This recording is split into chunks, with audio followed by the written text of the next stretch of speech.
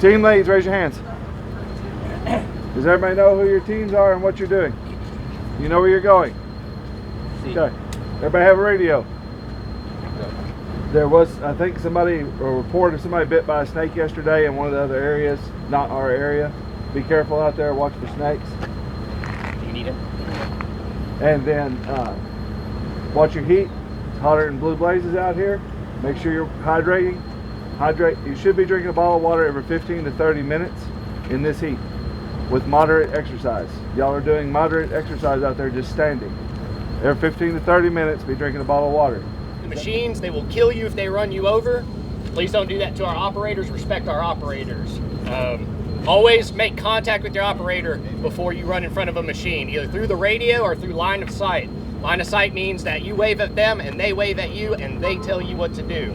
Don't ever assume. Same with the chainsaws. Create a bubble around everybody operating a chainsaw. Be respectful to the person with the chainsaw, because if they turn around and plunge it in your guts, both of y'all are going to have a bad day.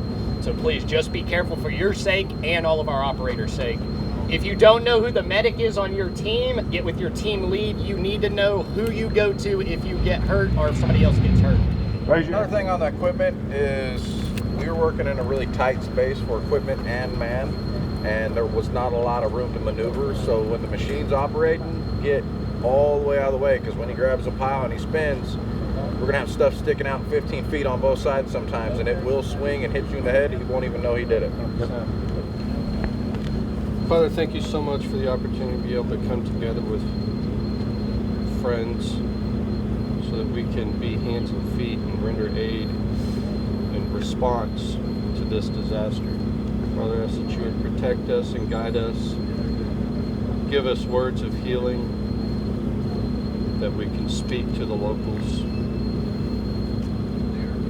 Father, I ask that you would protect us, keep your hands over us, and just help us as we go through today and the next 2 weeks, that we would just be your hands and feet.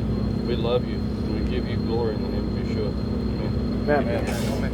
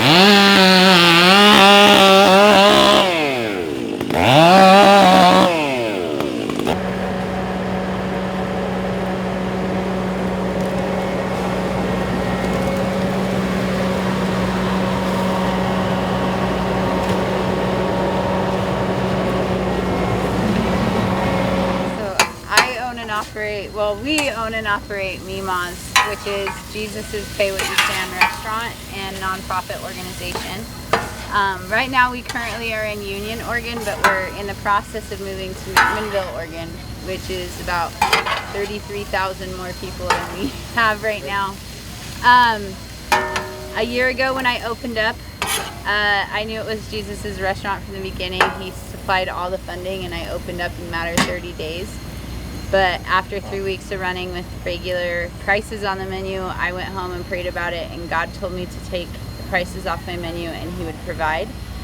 So I did it. I did it that day. I have a pretty crazy testimony. I was actually kidnapped and held hostage when I was 21, and I share my story with the world, and God uses my testimony to fund these things, and we go out and we feed people.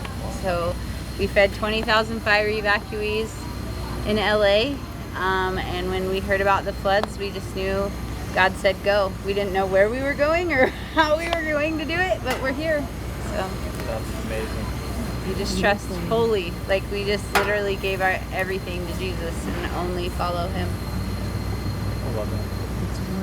All right, Brandon Cheney with Grindstone Ministries. We're here on deployment in Texas right now. Through the crisis management app, Dottie Bailey reached out. She had a neighbor's mobile home basically wash onto her property, creekside, and was reaching out for help. So we're here today. We came here yesterday.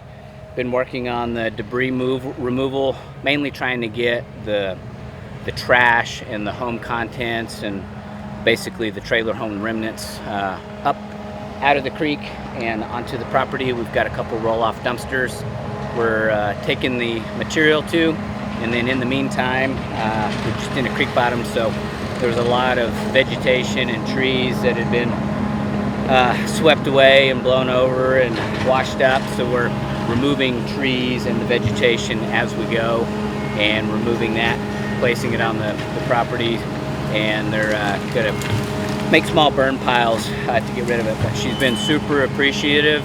She was worried because insurance won't cover the property cleanup of someone else's home coming onto theirs. So that's what Grindstone's all about, right? Being the hands and feet, helping others that are in need, coming here and helping her. That way there's no payment obligation. We're just here to help. We're here to volunteer and do the Lord's work. So super appreciative. We've had a great turnout, great weather, and the guys are just doing a bang-up job, so we appreciate it. The homeowner here, Dottie, was saying the people were actually in the mobile home when it was swept away. I believe there was 3 people in it, a couple pets. The people were able to get out safely, thank goodness, praise Yah. And I think they ended up losing their pets. I think one is still missing, 2 were recovered, but thank goodness that people were able to get out, so praise Yah. It's quite just trying to think about how you would maneuver through that is kind of mind-blowing. Yeah, it's unreal, but you know, it's unfortunate that their home's gone, but it's just material things, right? You can replace those. They're still alive and breathing, so that's what's important.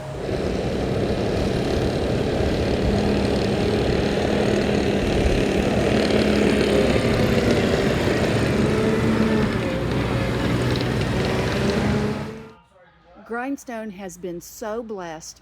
The Tractor Supply here locally has just given us the opportunity to go shopping for all of the disaster area victims, for cleaning supplies, for tie downs, for locks, anything that is in their clearance section. They are giving and donating to the people of the community. Tractor Supply has been amazing, just reaching out and giving back to their community, and we want to thank them. Keep it going now. It's got the tow strap on it. That's what kept it from going downriver.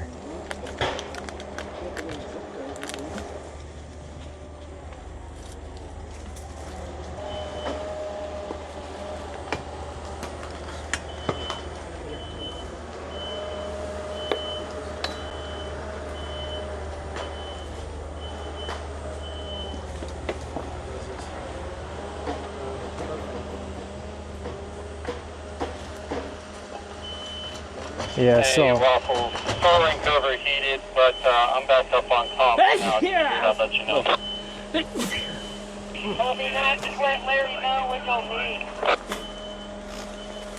Just let Larry know what you'll need. Will do, brother. Thanks.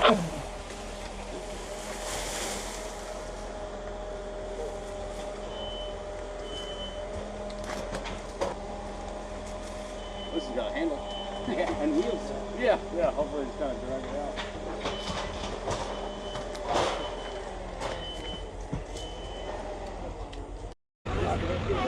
I think it's got something to do with the air breathers hitting all of it. Okay. Yeah, it had 2 vent lines. Oh, there's the other one. Yeah, it bounced down, maybe right here. So the floodwaters came up crazy high. In fact, if you look over here behind me, right through the trees back up here somewhere. I'll put some B-roll in there showing you. There's debris all up in here. There's like parts of the homes. You see the trees are all just laid over. The water came way up, and the river is actually down that way a good, I don't know, 20 feet down. So I don't know, the floodwaters had to have been up 50 feet. You can see all this up here. We got carpeting. This up here, this is, I can't touch it. All up in the trees. There's like Cocoa Crunch cereal stuff. Somebody's Bible. Book bags or something. There's just stuff everywhere. So these guys have been out here working super hard, cleaning it all up. You got the piles just going everywhere. They're taking, they're actually having to separate it out, separate the trash from the trees. So that's why we've got multiple piles going. Got a dumpster, and that allows for the trees, I guess, to be burned or shredded or taken somewhere, and then the trash to be hauled off to the landfill at some point. Some of this stuff, you know, like an old gaming chair sitting here, I don't know if that's, you know, from the flood. You can see the fence right here. It's got debris all along it. So I don't know the story of this property. I don't know if what we're looking at here is a house site, or if this is just an area full of trash that we're cleaning up. Hopefully we'll get to talk to some people here in a bit and figure out what's, well, hear their stories.